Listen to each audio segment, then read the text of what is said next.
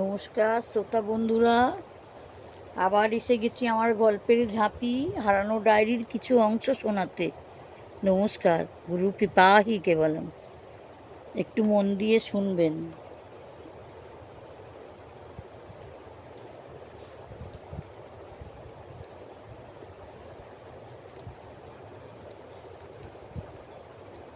আরে না, কেটে দেব। লজ্জার মাথা খেয়ে ফোন করছি, আর তুমি কি না আমাকে লেগ ফুল করছো? উর্মি হেসে উঠল। শীঘ্রই যাচ্ছি। হ্যাঁ, এসো এসো, আমি ফুলের আসন পেতে রেখেছি 12 বছর ধরে। আর পারছি না, এসো। আমিও একটা একটা করে দিন গুনছি, কবে সেই শুভ দিনটা আসবে। আমিও। ঠিক আছে, রাখছি। টাটা। হ্যাঁ, টাটা। সাগর আর নরেন কুসুমদের বাড়িতে চা খেয়ে বেরোলো। চা দিতে দিতে দীপাদেবী বললেন, আর সাগরকে যেমন তেমনভাবে চা দেওয়া যাবে না। কেন কাকি? আমি সেই সাগরই থাকবো। না গো কাকি, জামাই যত্ন করো। ওই টানে টানে আমার শুধু একটু যত্ন হয়ে যাবে। এই ছেলেরা কেন রে? তোরা এলে আমি কি হেলাচ্ছেদ্দা করি? সাগর বলল, আমি কিন্তু কোনোদিন বলিনি। দীপাদেবী বলল, কিচ্ছু বলল না। নরেন বলল, কাকি তুমি নিজে বলো, সাগরকে তুমি এখন পাড়ার ছেলে ভাববে? উফ, তোরা পারিস বটে। একটু হাসাহাসি হলো। যাই হোক, মোটামুটি সব ঠিক হয়ে গেল। কিন্তু আরও এক সমস্যা হলো, বিয়ে কোথা থেকে হবে? সাগরের বাবা কাকা বললেন, আমাদের বাড়ির ছেলে, বাড়ি থেকেই হবে। এই প্রথম কাজ, আমাদের পিতৃপুরুষে জল পাবে। আমাদের এত বড় বাড়ির উঠোন থাকতে কলকাতায় ঘর ভাড়া করে বিয়ে হবে? তাছাড়া আমাদের গ্রামের অর্ধেক লোক যেতে পারবে না। না না, ওদের জানিয়ে দেওয়া হোক, না হলে ওরাই ডাক্তারবাবুদের বাড়ি থেকে মেয়ের বিয়ে দিক। তখন সাগরের মা কথা ধরল, বলল, ওরা বা কি করে এখান থেকে কাজ করবে? ওদেরও তো প্রথম কাজ। আমি বলি, যার যার বাড়ি থেকেই বিয়েটা হোক। বলে দেয়া হোক, ছেলের গায়ে হলুদের সময় ধরে মেয়ের গায়ে হলুদ হবে। আর আগের দিন গিয়ে কেউ তত্ত্বের শাড়ি গয়না মাছ দিয়ে আসবে, মিষ্টি বাবদ টাকা দিয়ে আসবে। না হলে অসুবিধে হবে। এই ব্যবস্থাই ঠিক হলো। পরের দিন, বিয়ের দিন দুপুরবেলা হতেই বর বেরোলো। একটা রিক্সা ঠিক হলো, বরকে জেটিঘাট পর্যন্ত দিয়ে আসবে আর বর কনেকে নিয়ে আসবে। বরযাত্রীরা সব দুপুরবেলাতে ভ্যানে চলে বেরোলো। এত আগে বেরোনোর কারণ, নদীতে ভাটা এলে লঞ্চ বন্ধ হয়ে যায়। কখন লঞ্চ ছাড়বে তার ঠিক নেই। বৈশাখ মাস, প্রচণ্ড গরম। বরের চন্দন গলে মুখ ভর্তি হয়ে গেল। বরযাত্রীদের সাজগোজ ঘেঁটে একাকার। সব জেটিঘাটে গিয়ে একটা করে তালপাতার পাখা কিনে বসে হাওয়া খেতে লাগলো। আর গঙ্গার হাওয়া তো আছেই। সকলের মুখে রোদের তাপে কালো হয়ে গেল। ভীষণ অবস্থা। অনেকে বলে ফেললো, না এলেই ভালো হতো। কি জন্যে মরতে কলকাতা দেখবো বলে বরযাত্রী এলাম। গ্রামে কি কোনো মেয়ে ছিল না? চৈতন্যপুরে কত ভালো ভালো মেয়ে আছে, কাউকে পছন্দ হলো না। নিবেদিতা শুনে বলল, একটা ওদিককার মেয়ে এসে শান্তি হয়নি, এবার কলকাতার মেয়ে একটা বউ হোক। সাধে কি বলছি, গরমের জ্বালায় বলছি, গায়ে এই শাড়ি রাখতে পারছি না। অন্য একজন, মানে সম্পর্কে জামাইবাবু, গোছের লোক বলে হলো, শালি তুমি যদি আগে বলতে, তাহলে তুমি সেমিজ পরে আসতে পারতে, আর আমি তোমার কাপড় জামা ব্যাগে করে নিতাম। বিয়ে বাড়িতে নেমে আর তুমি পড়তে। সবাই তখন হো হো হো করে হেসে উঠল। একজন পাখা নিয়ে তার মাথায় বেশ করে হাওয়া করতে লাগলো। এই রকম সব মজা হতে লাগলো। এমন সময় কাঠি বরফ বিক্রি করতে এলো, হলুদ, সবুজ, সাদা রঙের। সকলে একটা করে নিল। নরেন সাগরকে বলল, তুই খাবি না কি?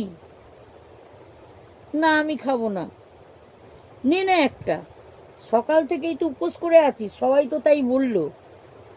শুকলে নাকি সুখী হয়, ভালো করে উপোস করে থাক। এমন সময় লঞ্চ এলো। দুপুর 2টোতেই থেকে 3:30 পর্যন্ত সব অপেক্ষা করছিল। বর আর বরযাত্রীদের দেখে আমজনতা বলে উঠল, আমরা উঠবো কোথায়? এরাই তো লঞ্চ ভর্তি করে ফেললো। এই শুনে বরযাত্রীদের মধ্যে একজন মহিলা এমন ঝগড়া শুরু করলো যে কখন জেটিঘাট এসে গেল বুঝতেই পারলো না। একজন বলল, ঝগড়া কি শেষ হলো, না নামতে হবে, না আবার ঝগড়া করতে করতেও পারে যাবে? তখন আবার হুড়োহুড়ি করে সব নামবার চেষ্টা। অনেকগুলো ট্যাক্সি আগে থেকেই ভাড়া করা ছিল, যে যেখানে পছন্দ উঠে বসলো। বরের গাড়িতে বরের বাবা, নরেন, নিবেদিতা আর বরের পিসিমশাই। বরের গাড়ির কন্ট্রাক্ট অনুযায়ী বরের গাড়িটা ফুল দিয়ে সাজানো। যাই হোক, গাড়ি গন্তব্যস্থানের দিকে এগোলো। প্রায় 3 ঘন্টা লেগে গেল ডায়মন্ড হারবার থেকে কলকাতা হর্তুকি বাগানলেন পৌঁছতে। মেয়ের বাড়ি পৌঁছে বরের পিসি গাড়ি থেকে নামতে গিয়ে চটি গেল ছিঁড়ে। কি গেরো! তখনই পিসি এসে বলল, এই মেয়ে একেবারে অলক্ষণী, আমার ভাইপোর মাথাটা ঠিক বিগড়ে দেবে।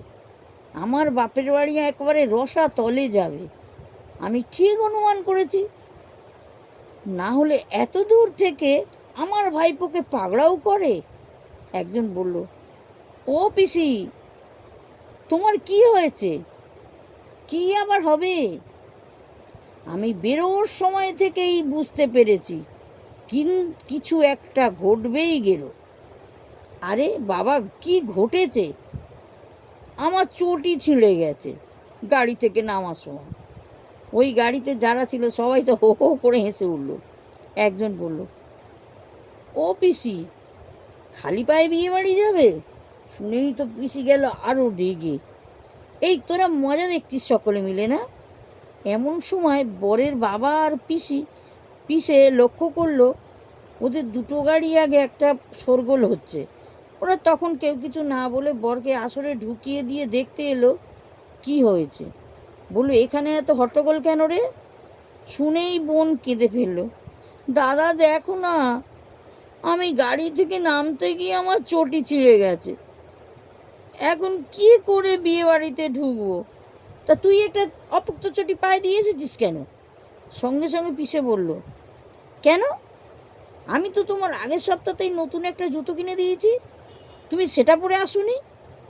পিসে তখন গলা নামিয়ে বলল, না, পরিনি। কেন, বিয়ে বাড়িতে আসবে বলেই তো কিনলে? হ্যাঁ, এত ভিড়ে পড়ে আসি আর চুরি হয়ে যাক। হে ভগবান, একে নিয়ে কি করি? দেখো দাদা, বিয়ে বাড়িতে আসবে বলে শাড়ি জুতো কিনলো আর পরে এলো ছেঁড়া চটি। শুনেই যে কজন দাঁড়িয়ে মজা দেখছিল হেসে উঠল। এবার দাদা ভগ্নিপতিকে বলল, কাছেই মানিকতলা বাজার, ওকে নিয়ে গিয়ে একটা চটি কিনে নিয়ে এসো, এই গাড়িতেই চলে যাও।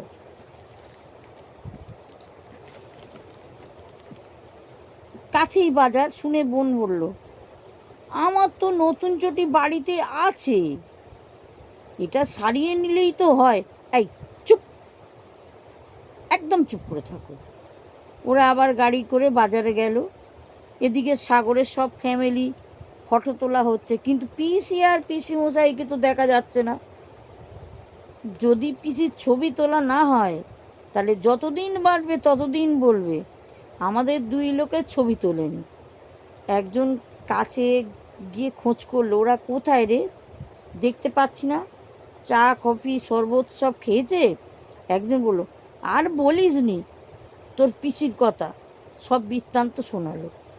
বলল, এখন ওরা বাজারে। সাগর শুনে বলল, পিসিমা বরাবর এই রকম, দেখলি না আসার সময় কি করছিল? এই মতো অবস্থায় পিসি ঢুকলো, ঢুকেই বলল, কী রে, তোরা আমাদের আমাদের কথা একদম ভুলে গেছিস নাকি? সাগর বলল, এক্ষুনি তোমার কথা আলোচনা হচ্ছিল। আলোচনা কেন? আমি কি করেছি আমার কথা আলোচনা হবে? সাগর উত্তর দিল না। আরেকটা ভাইপো উত্তর দিল, সবাই তুমি ছবি তুলছিল, তাই তোমাকে খোঁজ করছিল। ও, তাই বল। তা ছবিওয়ালা কোথায়? ডাক। তোর পিসেটা আবার কোথায় গেল? হ্যাঁ গো, কই গো, কোথায় গেলে? বলেই তার স্বরে চেঁচাতে চেঁচিয়ে ডাকতে লাগলো। সবাই অবাক হয়ে পিসির দিকে তাকালো। সাগর আর অন্য বরযাত্রীরা সবাই লজ্জা পেয়ে গেল। বিয়ে বাড়িতে উর্মিদের একজন আত্মীয় বলল, হ্যাঁ রে, উর্মির কোন গ্রহে বিয়ে হচ্ছে? হ্যাঁ রে উর্মি, কী রে?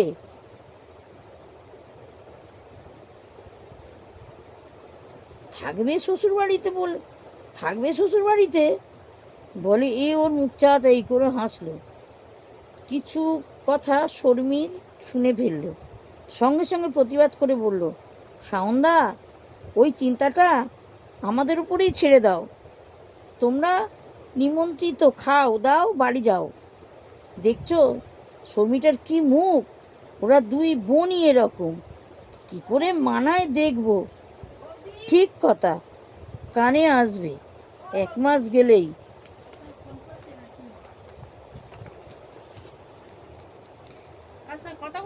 নমস্কার, আজকে এই পর্যন্ত। দয়া করে বেল আইকনটি ক্লিক করে দেবেন, লাইক আর সাবস্ক্রাইব করে দেবেন। ধন্যবাদ।